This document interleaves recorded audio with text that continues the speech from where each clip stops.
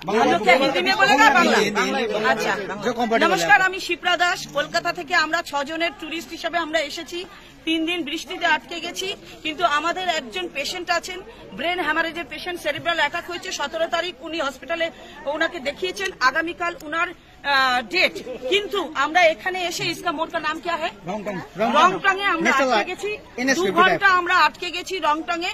এদের দাবি ন্যায্য, কিন্তু সরকার এদের দাবি মানছে না। এদের দাবি অবিলম্বে যাতে মানা হয়, আমরা এদের সর্বান্তকরণে সাপোর্ট করছি। চা শ্রমিকের 20% আমরা যতদূর আজকে সকালে জেনেছি, আমরা যদি কাল রাত্রে জানতাম আমরা হয়তো সকালে বেরিয়ে যেতাম। আমরা মোটামুটি আমরা সকাল 6টার পরে জেনেছি এদের দাবি, আমরা যতদূর জেনেছি 20% দাবি, 20% মজুরির দাবিতে এরা আন্দোলন করছে। এদের এই আন্দোলন যেন সর্বান্তকরণে সমর্থন করছি এবং সমস্ত ট্যুরিস্টদের বলছি এই আন্দোলনকে সমর্থন করতে, এদের হয়ে আন্দোলনে অংশ নিতে।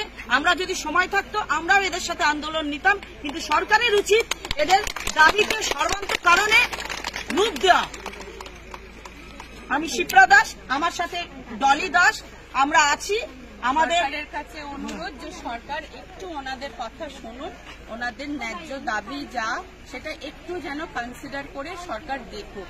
ওনারা ওনাদের ন্যায্য দাবিতে বসে আছেন, কিন্তু আমরা টুরিস্টরা এখানে এসে প্রচন্ড কষ্ট পেলাম। আমরা টুরিস্টরা তো কখনো পাহাড়ের লোকেদের কোনো ক্ষতি তো করি না, ভালোই করি, কিন্তু আমরা এরকম পেশেন্ট নিয়েও ঘন্টার পর ঘন্টা দাঁড়িয়ে আছি। তাদেরও কোনো দোষ নেই, কিন্তু সরকার একটু দেখুক, তাদের ভালোর জন্য এই আমাদের কামনা।